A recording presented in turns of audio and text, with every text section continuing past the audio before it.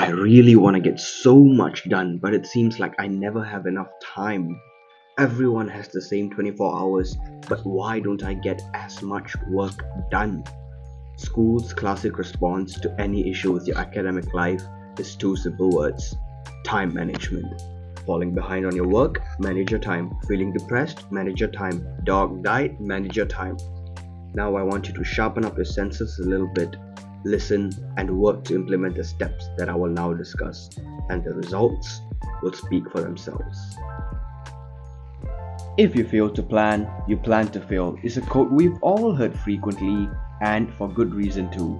Now, I won't be telling you some fancy new time management hack, but I will be sharing how I schedule my days effectively to get work done fast. The macro. I list down everything I must do ahead of the week, and I think about what I must do within the week because a week is a good time span that's neither too short nor too long. It helps me think about what I must complete in the long term while keeping the planning process relatively short and simple. Every day, I try to add in more than one type of subject to study so that I quickly don't lose interest. Plan the week. Remember to plan by considering each task's importance and urgency. The micro.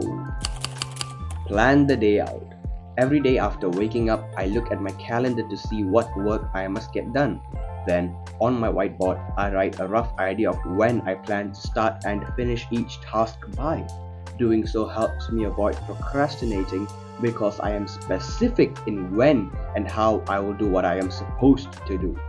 And as every task gets completed, I feel a sense of accomplishment and satisfaction when I cross them out, and that keeps me motivated. While time management is absolutely crucial to getting work done productively, you're only looking at half the equation. Can you hear the music, Robin? Yes, I can. Energy management is the missing piece that completes the puzzle. Now, think about it. Many people make their to-do lists and sometimes even schedule revision timetables to follow. They are able to plan ahead of time, right? But when it actually comes to doing the work, we might feel lethargic, uninspired, and demotivated. Studying requires a damn good amount of focus and energy, but we are so used to draining it via social media and entertainment, blasting ourselves with so much dopamine that when we actually have to do the work, we feel like a hole has been drilled into the front of our brains. And after school, when some of us try to study, we are just so tired that the study session is unfocused and we feel like we've done nothing useful. So, here are a few tips on effective energy management so that you can effectively manage time. Now, I can bet my life that you're probably thinking, I can easily survive school with 4 or less hours of sleep sometimes. My classmates seem to be doing fine as well, even with the same amount of sleep or even less. And it should be fine, right? And it becomes a sort of flex when people say that I only slept like 3 hours yesterday night. Those people are basically saying, I took a hammer and I hit my head a few times.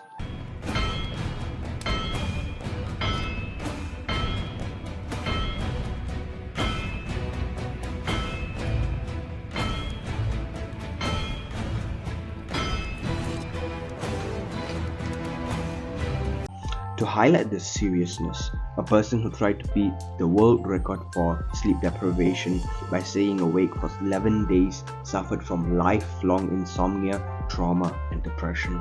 Lack of sleep literally changes your brain structure so that you become more dumb. Please understand this. If you really respect yourself, sleep early tonight and ensure you at least get 7 to 7.5 hours of sleep. The days I had the deepest sleeps in my life were the days that I got more done in 2 hours than I usually get over the entire workday. Sometimes I also take an afternoon nap so that I can feel refreshed, especially if I'm coming back from school, and I start my work with renewed motivation and energy. Step 3. Diet and fitness. The most common excuse I get when I ask people why they don't want to have a regular exercise routine is, I've got too much work on my hands, I really don't have the time for that. I was trapped in this mentality as well. But look, here's the reality. The days that I did sit down to study after going to the gym, my mind was just so much more clearer and focused, and the study sessions were deviously intense. Let's say I decided to save those 2 hours of going to the gym and instead put it to studying. My mind was a bit more lethargic and unfocused, so I'd be a little bit more unproductive, you could say. Exercise releases so many hormones and triggers numerous chemical responses that the benefits, if I had to explain them, would take an entire day. But I will link a few video descriptions so that you can check them out and learn for yourself. Oh, and one more thing, eat clean so you can think clean. And that's pretty much it. I have a phrase that really summarizes the essence of time management. We've all heard the saying, early is on time and on time is late. While this was intended for punctuality, I think it captures the idea of time management concisely. Anything that you have not finished ahead of the deadline is late work and shows inefficiencies in your time management system. Hope you found value in this. Keep manifesting. This is your fellow student signing out.